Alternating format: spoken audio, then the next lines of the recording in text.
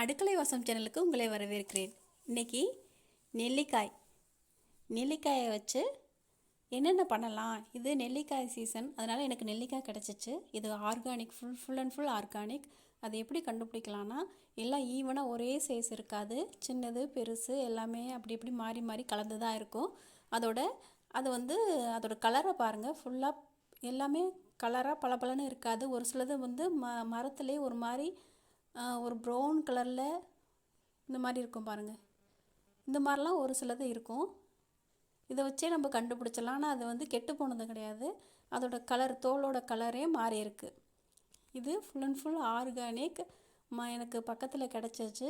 அது என்னென்ன செய்யலாங்கிறத நான் காமிக்கிறேன். இந்த மாதிரி நெல்லிக்காய்களெல்லாம் எடுத்து முதல்ல நல்லா வாஷ் பண்ணி ஒரு ஈரத்துணியில், ஒரு ஒயிட் துணியில் போட்டு நல்லா ஈரத்தெல்லாம் உலர்த்திட்டு சுத்தமாக ஈரமே இல்லாத அளவுக்கு நல்லா தொடச்சி அதை எடுத்து வச்சுக்கலாம். அது 3 தடவை 4 தடவை அந்த நெல்லிக்காயை வாஷ் பண்ணுங்கள். அதில் மண் எப்படியா இருந்தாலும் மரத்துலேருந்து தான் அது விழுந்திருக்கும். கண்டிப்பாக அதில் மண் தூசு எல்லாம் இருக்கிறதுக்கு வாய்ப்பு இருக்குது. அது நல்லா முதல்ல வாஷ் பண்ணிவிட்டு 2-3 தடவை வாஷ் பண்ணிவிட்டு நம்ம வாஷ் பண்ண தண்ணியில் மண் அடியில் இருக்காத அளவுக்கு இருக்கணும். அந்தளவுக்கு அத்தனை தடவை நீங்கள் வாஷ் பண்ணிக்கோங்க. வாஷ் பண்ணிவிட்டு நல்லா உலர வச்சுட்டு அதுக்கப்புறம் ஒரு இட்லி பாத்திரத்தில் இது மாதிரி எப்போதும் இட்லிக்கு வைக்கிற பிளேட் வைக்கிற மாதிரி வச்சுட்டு, அதுக்கு துணியெல்லாம் போடக்கூடாது. எல்லா நெல்லிக்காயையும் எவ்வளோ நெல்லிக்காய் நமக்கு தேவைப்படுதோ எல்லா நெல்லிக்காயையும் அந்த இட்லி பாத்திரத்தில் எடுத்து கொஞ்சம் கொஞ்சமாக எடுத்து எல்லா இடத்துக்கும் ஸ்ப்ரெட் பண்ணி வச்சிடணும். அதை மூடி வச்சிட்டிங்கன்னா ஒரு 15 நிமிஷத்தில் இந்த நெல்லிக்காய் வெந்துடும். இது பக்கத்துலேயே கிடச்சிச்சு. நல்லா ஜூஸியாக இருக்குது, ஆர்கானிக். அதனால் நான் 15 நிமிஷம் அதை பாயில் பண்ணி எடுத்துட்டேன். நீங்கள் கடையில் வாங்கினீங்கன்னா திறந்து பார்த்துக்கோங்க. திறந்து பார்த்துட்டு அந்த நெல்லிக்காயில் கலர் மாறி எப்போ அதில் வெடிப்பு ஒரே ஒரு வெடிப்பு வந்தால் கூட போதும். வெடிப்பு வருதோ அந்த ஸ்டேஜில் நீங்கள் அடுப்பை ஆஃப் பண்ணிக்கலாம். இப்போ கலர்லாம் மாறிடுச்சு பாருங்கள். நல்லா சூப்பராக வெந்துடுச்சு. இது நல்லா ஆற விட்டுட்டதுக்கப்புறம் மேலேயும் கீழேயும், அது காம்பு பகுதியிலையும் கீழ்ப்பகுதியிலையும் கையை வச்சுட்டு இப்படி ப்ரெஸ் பண்ணாலே போதும். அந்த நெல்லிக்காய் தனித்தனியாக உதிர்ந்து வந்துடும். அந்த சீடு தனியாகவும் அதில் உள்ள நெல்லிக்காயோட அந்த சாப்பிட்ற பாகம் தனியாகவும் தனித்தனியாக வந்துடும். எல்லா நெல்லிக்காயும் நல்லா வெந்து ரெடி ஆயிடுச்சு. காம்பு பகுதியிலையும் கீழ்ப்பகுதியிலையும் கையை வச்சுட்டு அந்த நெல்லிக்காயை அப்படி ப்ரெஸ் பண்ணாலே போதும். என்ன ஆகிடும்னா தனித்தனியாக உதிர்ந்து வந்துடும்.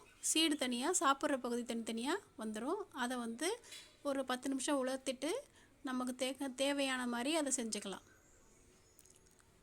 இங்கே பாருங்கள், ரெடியாக அப்படியே அமுக்கிட்டோம்னா சீடு தனியாக இது தனியாக வந்துடும்.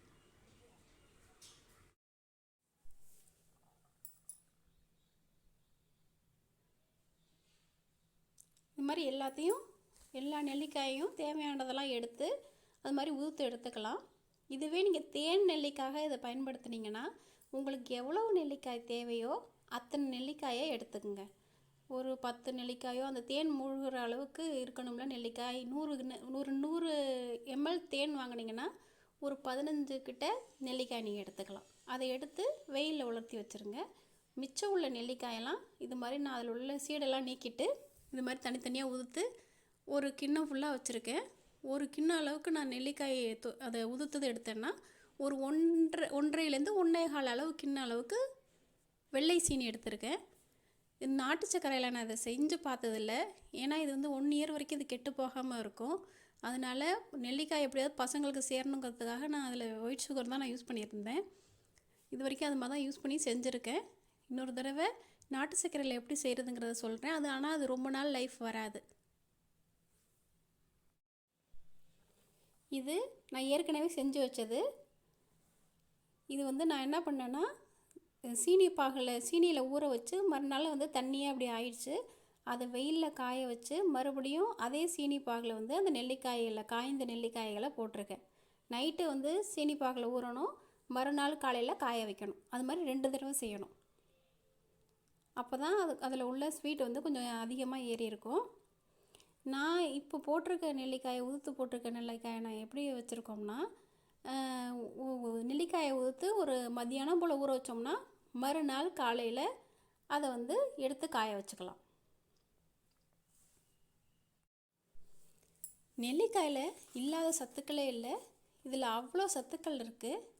இதில் விட்டமின் சி, விட்டமின் ஏ, நார்ச்சத்து, கால்சியம், அயன், பாஸ்பரஸ், ஆன்டி ஆக்சிடென்ட்கள், பொட்டாசியம், இந்த மாதிரி சத்து நிறைய சத்து எண்ணிலடங்காத சத்து நெல்லிக்காயில் இருக்குது.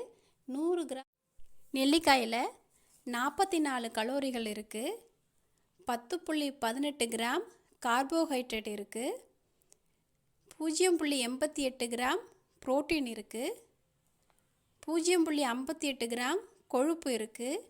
4.3 கிராம் நார்ச்சத்து, 252 மில்லிகிராம் விட்டமின் சி இருக்குது. அதே மாதிரி 290 ஐயு விட்டமின் ஏ இருக்குது. 25 மில்லிகிராம் கால்சியம் இருக்குது. 0.31 மில்லிகிராம் அயன் இருக்குது. 0.20 மில்லிகிராம் பாஸ்பரஸ் இருக்குது. இது எல்லாமே 100 கிராம் நெல்லிக்காயில் உள்ள சத்துக்கள். இந்த மாதிரி இந்த சுகர் சிரப்பில் இருக்க எல்லா தண்ணியையும் இது மாதிரி ஒரு வடிகட்டுற மாதிரி இருக்கக்கூடிய ஒரு கரண்டினால் வடித்து எடுத்து காய வச்சுருக்கேன்.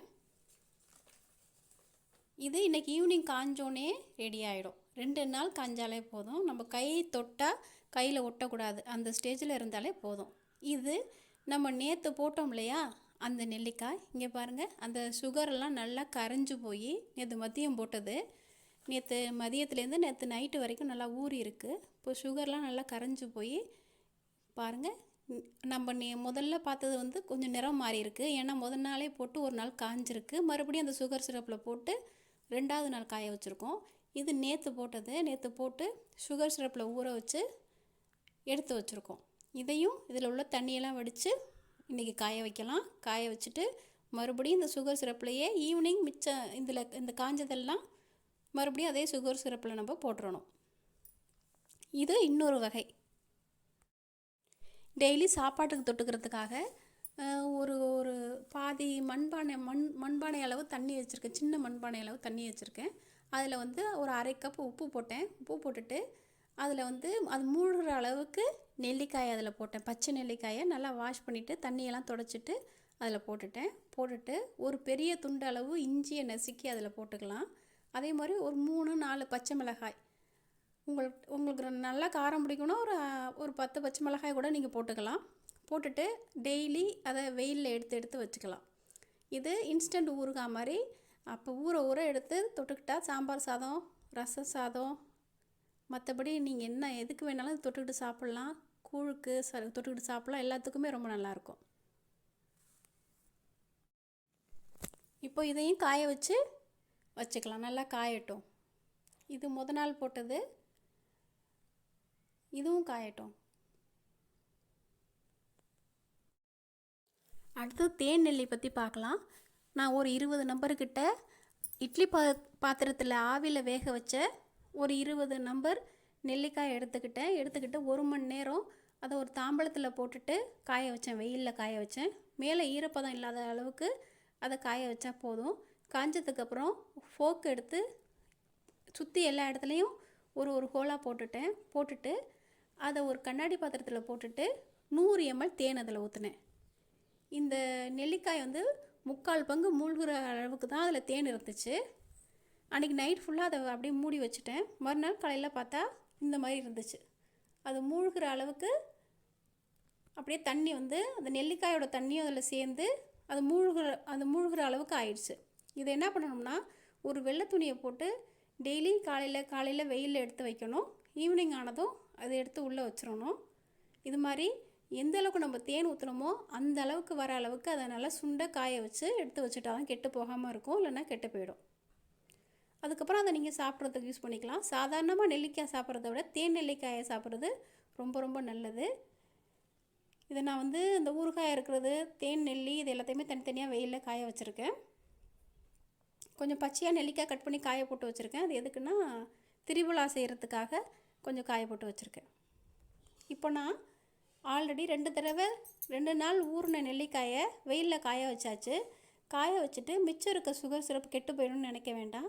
அதை ஒரு பாத்திரத்தில் ஊற்றி அடுப்பில் வச்சு அதை காய்ச்சி எடுத்துக்கலாம். நல்லா கொதிக்கிற அளவுக்கு அதை காய்ச்சி எடுத்துட்டு அதை வடிகட்டி நல்லா ஆற விடுனதுக்கப்புறம் ஒரு கண்ணாடி பாட்டிலில் போட்டு ஃப்ரிட்ஜுக்குள்ளே வச்சிட்டிங்கன்னா உங்களுக்கு எப்பப்போ தேவைன்னு தோணுதோ அப்போ வந்து நல்ல வெயில் நேரத்தில் வந்து நீங்கள் அதுக்கு சர்பத்துக்கு அதை நெல்லிக்காய் சர்பத்தாக பயன்படுத்திக்கலாம். ஒரு டம்ளர் தண்ணிக்கு ஒரு டேபிள் ஸ்பூன்லேருந்து இல்லை 1.5 டேபிள் ஸ்பூன் வரைக்கும் அதில் வந்து அந்த சர்பத்தை ஊற்றி கலக்கி குடிச்சிங்கன்னா சுவையான நெல்லிக்காய் சர்பத் ரெடி. செஞ்சு பாருங்கள். இப்போ தான் லைட்டாக கொதிக்க ஆரம்பிக்குது. கொஞ்சம் கொதிச்சோன்னே அடுப்பை ஆஃப் பண்ணிடலாம். அடுப்பை ஆஃப் பண்ணிவிட்டு நல்லா ஆற வச்சுட்டு அதை வடிகட்டிட்டு ஃப்ரிட்ஜில் ஸ்டோர் பண்ணி வச்சுக்கோங்க. இது வந்து நம்ம நெல்லிக்காய் ரொம்ப எதுக்கு நல்லதுன்னா நோய் எதிர்ப்பு சக்திக்கு ரொம்ப நல்லது. நம்ம உடம்பை வந்து ஆரோக்கியமாக பேணி காக்கிறதுக்கு நெல்லிக்காய் ரொம்ப முக்கிய மருந்தாக இருக்குது. சளி, இருமல், காய்ச்சல்லாம் குழந்தைங்களுக்கு அடிக்கடி வர்றதை தடுக்கிறதுக்கு இந்த நெல்லிக்காய் ரொம்ப உதவும்.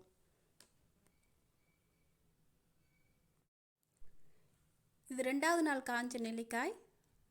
பாருங்கள், கையில் ஒட்டாமல் வரணும்னு சொன்னேன் இல்லையா, இங்கே பாருங்கள் கையில் ஒட்டலை. இது பர்ஃபெக்டான ஸ்டேஜ். இந்த ஸ்டேஜில் வந்து நம்ம அதை ஸ்டோர் பண்ணிடுறதுக்கு ரெடியாக இருக்குது.